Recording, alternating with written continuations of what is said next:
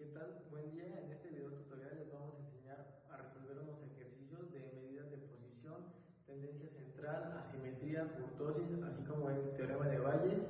Y bueno, el equipo está conformado por Stephanie Román, Jessica López, Alejandro Alonso, Gerardo Plasencia y su servidor Jesús Eduardo. Hola compañeros, mi nombre es José Ignacio Béjar, de nuevo es un gusto saludarles y yo les voy a explicar un poco acerca de las medidas de tendencia central. Bueno, para empezar es importante saber que nuestro problema trata acerca de una escuela donde la muestra serían alumnos de diferentes edades, que en este caso lo nombraríamos como intervalo. Son alumnos de 9 y 10 años, 11 a 13, 14 a 16, 17 a 18 y 19 a 21. Esa es la muestra de los alumnos que tienen una escuela, sus edades. Aquí tenemos lo que es la frecuencia absoluta, que es las veces que se repite este intervalo. Cada uno de estos intervalos es esta columna. La frecuencia acumulada, que es la suma de la frecuencia absoluta anterior más la frecuencia absoluta que estaremos trabajando. Y bueno, la columna de las XY es el promedio del intervalo. Esto nos ayudará para las siguientes columnas, que debemos trabajar con otro tipo de datos, pero bueno, se los explicaré más adelante. Ok, pues las medidas de tendencia central consisten básicamente en sacar la media, moda y mediana. Como se trata de datos agrupados, es un poco diferente que si fueran datos no agrupados, debido a que la fórmula debe alterarse un poco, introduciendo aquí la columna de la frecuencia absoluta. Como verán, esta es la fórmula de la media, que es la suma de la frecuencia absoluta por la frecuencia absoluta por las columnas de las XY sobre el número total, que podríamos definirlo como el total de veces que se repite los intervalos, la suma de la repetición de los intervalos. Y bueno, aquí podemos ver que el total, la media, nos da 14.7. Eso quiere decir que la media aquí está ubicada en esta columna, 14.7. La media está ubicada aquí. Pues el 15 es un número más grande que puede contener la media. Si fuera un número menor, no puede tener dentro de él mismo la media, pues ya estaría rebasando el número de datos. Aquí tenemos la fórmula de la moda, que es la frecuencia absoluta. Como se sabe, la moda es el número que se repite más veces en el problema. Entonces, para eso tenemos que irnos a la frecuencia absoluta.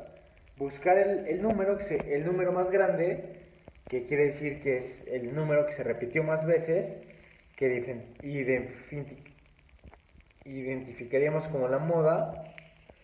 La moda debe estar contenida dentro de este grupo de números. Entonces, para eso se aplica la fórmula, que es límite inferior más frecuencia absoluta menos la frecuencia absoluta anterior, que sería 48, menos 1. Bueno, menos 1 se refiere a que sería la frecuencia absoluta anterior. De igual modo es frecuencia absoluta menos la frecuencia absoluta anterior. Lo mismo, 63 menos 48 más la frecuencia absoluta 63 menos la frecuencia absoluta siguiente, que sería 27. Eso multiplicado por el rango. El rango lo sacamos restando el límite superior menos el límite inferior, que bueno, en este caso sería 1. Y eso nos da un resultado de 17.29. Bueno, de igual modo debemos sacar la mediana, que la mediana se sabe que es el dato que está justo en el intermedio de todos los datos. Para eso tenemos la fórmula de límite inferior más, aquí la tenemos, es el número total de datos, que sería el 226, entre 2, que es igual a 113, menos la frecuencia absoluta menos 1. Para empezar debemos de identificar el 113. El 88 no alcanza a contener al 113, por lo tanto es el 136 de la frecuencia acumulada donde se va a encontrar la mediana. La mediana va a estar en este renglón. Entonces ya se empieza a aplicar la fórmula. La frecuencia acumulada anterior, que sería 88, entre la frecuencia absoluta de ese mismo renglón, por el rango, que de igual modo es 16 menos 14, sería 2 el rango, lo que nos da un resultado de 15.04. Y bueno, esta es la forma en que varía sacar las medidas de tendencia central de un conjunto de datos agrupados a un conjunto de datos no. Mi nombre es Alejandro Alonso Reyes, estudio Comercio Internacional y en la parte del ejercicio yo voy a explicar la parte de los cuartiles. Como ven, aquí tenemos nuestra fórmula, que es la letra Q, que es el cuartil, y la letra K, que es el número de cuartil, igual a límite inferior del intervalo, más abrimos corchete, A, I, que es nuestro rango, abrimos paréntesis, K por N sobre 4, menos frecuencia absoluta menos 1, cerramos paréntesis y también corchete, todo eso entre la frecuencia acumulada del intervalo. Y también tenemos otra fórmula que es para sacar la posición de nuestro intervalo, que es K por N sobre 4. Aquí tenemos nuestra tabla de los intervalos, también con la marca de clase, la frecuencia acumulada y la frecuencia absoluta, y la marca de clase multiplicada por la frecuencia acumulada. Ahora, para sacar nuestro primer intervalo, tenemos que sustituir nuestros datos para saber la posición del intervalo 1, que sería 1 multiplicado por 226 sobre 4, que nos da un resultado de 56.5. Y ya en nuestra fórmula vemos en dónde se ubica el 56.5 en nuestra tabla, en la frecuencia absoluta, y vemos que es en el número 88 de nuestro intervalo número 2. Y en la fórmula ponemos los datos, y nuestro límite inferior sería 11, más abrimos el corchete, nuestro rango sería 2, abrimos paréntesis, 56.5 menos 37, que nuestra frecuencia absoluta, aquí en este caso sería la anterior, que es 37, y todo eso sobre 51, y nos da un resultado de 0.6610, y a eso le sumamos 11, y nuestro cuartil 1 sería 11.6610. Ahora pasamos a nuestro cuartil 2 y igual sacamos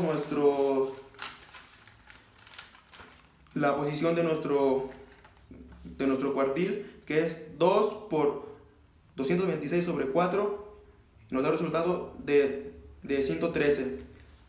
Y lo ubicamos en nuestra tabla y es en el intervalo 3 y es el número 136 de la frecuencia absoluta.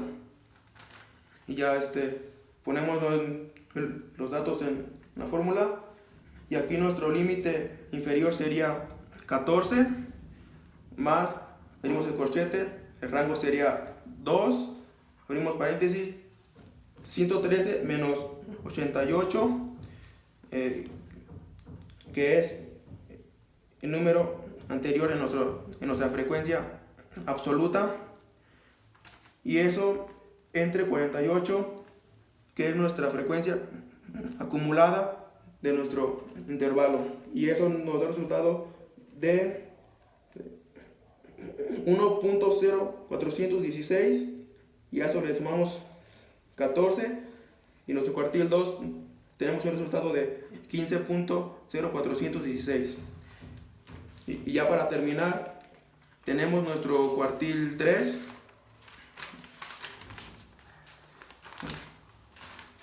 El cuartil 3, sacamos nuestra posición y multiplicamos el número 3 por 226 sobre 4. Tenemos un resultado de 169.5. Y sacamos la posición y es en el 199 de la frecuencia absoluta, que es nuestro intervalo número 3. Y ya ponemos los datos en la fórmula. En nuestro límite inferior 17, más abrimos el corchete 1, que es nuestro rango, abrimos paréntesis, 169.5 menos 136, y eso dividido entre 63, que es nuestra frecuencia acumulada del intervalo. Y tenemos un resultado de 0.5313. A eso le sumamos 17, y nuestro cuartil 3 tenemos un resultado de 17.5317. Bueno, yo les explicaré cómo calcular nuestras medidas de dispersión. Posteriormente de que mis compañeros anteriores les explicaron cómo calcular esta tabla o cómo complementarla, mi compañero José Ignacio y mi compañero Alejandro. Bueno, después de que ya tengamos nuestra primera tabla, se podría decir que ya estaríamos hasta aquí. Nosotros tenemos que agregar otras dos columnas para de esta manera obtener los datos necesarios que se tendrían que sustituir en nuestras fórmulas de las medidas de dispersión. Bueno, aquí tenemos nuestra marca de clase menos nuestra moda. Esto se multiplicaría por nuestra frecuencia absoluta.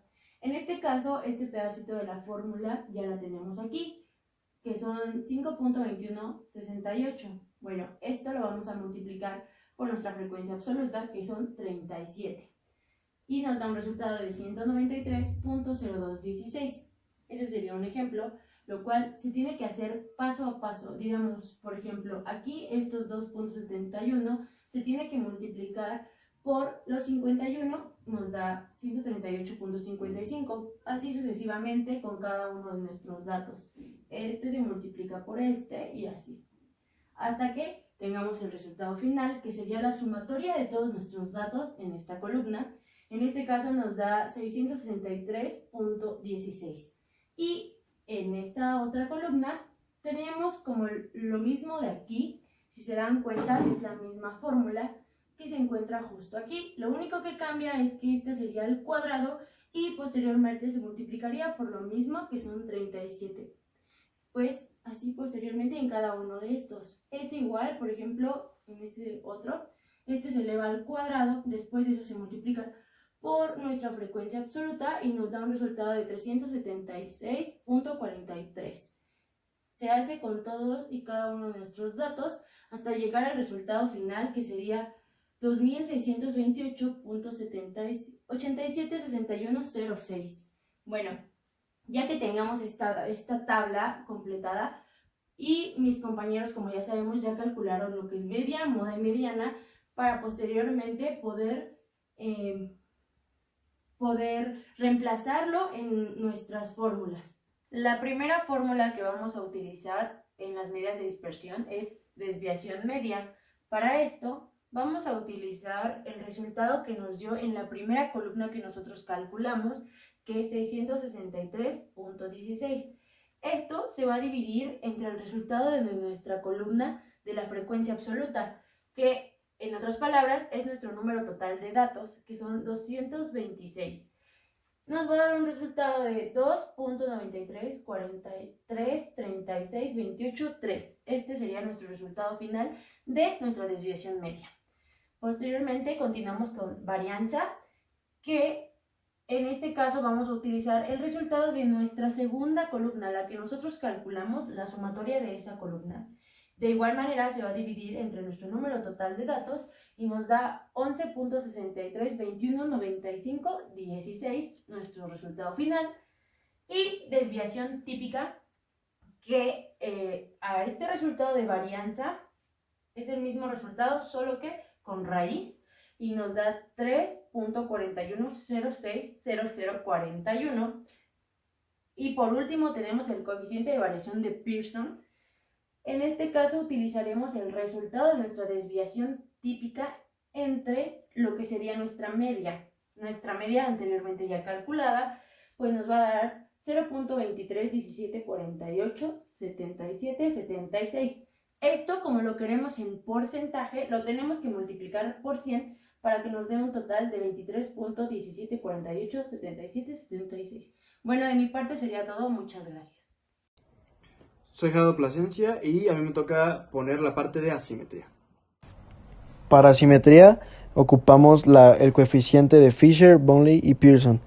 Bueno, para empezar con Fisher vamos a hacer la fórmula que voy a escribir a continuación, que vamos a ocupar la sumatoria de x1 menos x, esto al cubo, que es 141.5510, multiplicado por nuestra frecuencia absoluta, que nos va a dar el resultado de 37.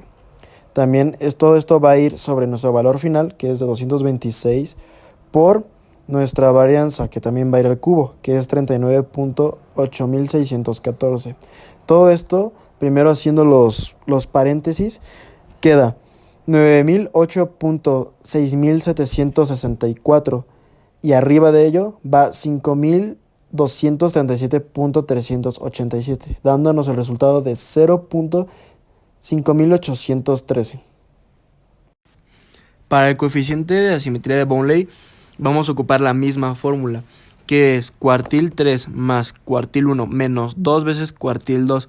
Todo esto sobre cuartil 3 menos cuartil 1. Poniendo sus valores de cada uno, quedaría como 17.5317 más 11.6610 menos 2 veces 15.0416. Todo esto va a ir sobre 17.5317 menos, todo esto va a ir sobre 17.5317 menos 11.6616. Esto quedaría de la siguiente manera. Quedaría como 17.5317 más 11.6610 menos 30.832 sobre 5.8707. Esto nos va a dar igual a menos 0.8905 sobre 5.8707, dándonos el resultado de menos 0.1516. Para Pearson, lo que vamos a ocupar es la media menos la moda sobre la varianza.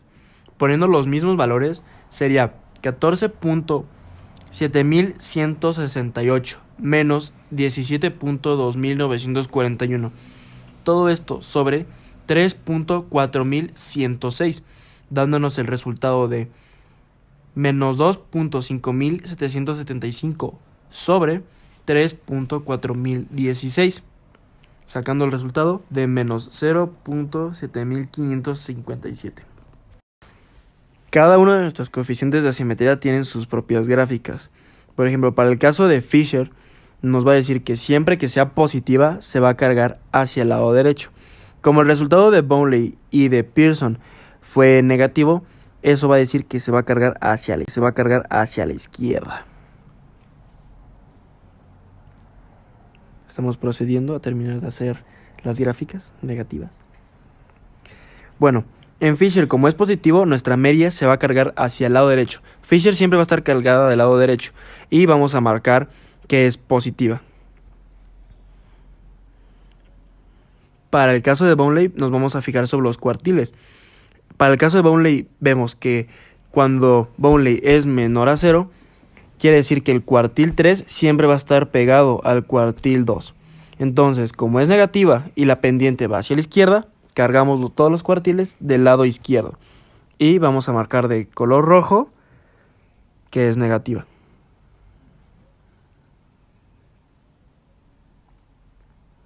Y para el caso de Pearson, de igual manera, siendo negativa, se va la pendiente hacia el lado izquierdo y su media siempre va a quedar del lado izquierdo. Para finalizar el ejercicio, procedemos al cálculo de la kurtosis. La kurtosis está dada por la siguiente fórmula, que es Cx igual a la sumatoria de xy menos la media elevado a la cuarta potencia, que se multiplica a su vez por fi, y esto se divide entre n, que es la sumatoria de términos, que se multiplica por sx elevado a la cuarta potencia, y por último se le resta menos 3. En este ejercicio obtenemos el resultado de xy menos la media, que en cada uno de nuestros 5 casos está expresado aquí el resultado, el cual se va a elevar a la cuarta potencia para posteriormente multiplicarlo por fi, que está aquí. Bueno, los resultados que se obtienen son los siguientes. Estos se van a sumar todos para poder obtener esta parte de aquí, que es la sumatoria de xy menos la media, una vez que se multiplica por fi. El resultado que nos dio es 84.998.72. Entonces, esto es lo que va a conformar la parte de arriba de la división. La parte de abajo está dada por la sumatoria, que es 226, que es la sumatoria de todos los de fi, por sx, que es 3.4106 elevado a la cuarta potencia. Una vez que se sustituyen los valores de aquí, nos da un resultado de 30.579.5832. Entonces, ya que tenemos estos dos resultados, se divide la sumatoria entre la multiplicación, y al resultado se divide la sumatoria entre la multiplicación, y al resultado se le resta 3 y nos da menos 1.2014. La kurtosis está en el resultado negativo, por lo cual nos va a arrojar una gráfica platicúrtica, en el cual la media se encuentra en la mitad. Hola, buenas noches. Mi nombre es Stephanie Román y les voy a exponer acerca del teorema de Bayes. El problema es el siguiente. En Metepec un 60% del total de la población trabaja en proporcionar servicios. El 30% trabaja en el sector alimenticio y el resto en otros sectores. El 25% de los trabajadores del sector servicios son hombres, el 20% del sector alimenticio son hombres, el 45% de los demás sectores son hombres. La pregunta es, ¿qué probabilidad existe de que al momento de elegir a una persona al azar, ésta sea mujer en el sector alimenticio? De este lado vamos a pasar a los datos, la fórmula y el procedimiento. El 60% indica el total de la población que trabaja en proporcionar servicios. Después nos dice en el inciso A que el 25% de los trabajadores son hombres, y lo que significa que el porcentaje restante son mujeres. El 30% trabaja en el sector alimenticio y en el inciso B nos indica que el 20% son hombres, lo que indica que el 80%, o sea, lo restante para completar el 100%, son mujeres. El resto de la población trabaja en otros sectores, lo que significa que son 10%, 60, 30 y 10, que da un 100%. En el inciso C dice que el 45% son hombres y 55% mujeres. Nuestra fórmula es esta. En cuanto al procedimiento, lo que vamos a hacer es que eso está representado en porcentaje, así que lo vamos a tener que pasar a decimal y viceversa al final del procedimiento. Entonces, vamos a tomar la cantidad de mujeres, el porcentaje de mujeres que hay en el 30%, que es lo que trabaja en el sector alimenticio, que es lo que nos está pidiendo la pregunta.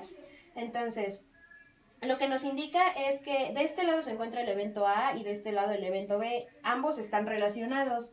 Entonces, vamos a tener un 0.8 porque lo vamos a pasar a decimal, lo dividimos entre 100 y lo multiplicamos por el total de la población, que es 30% del sector alimenticio solamente.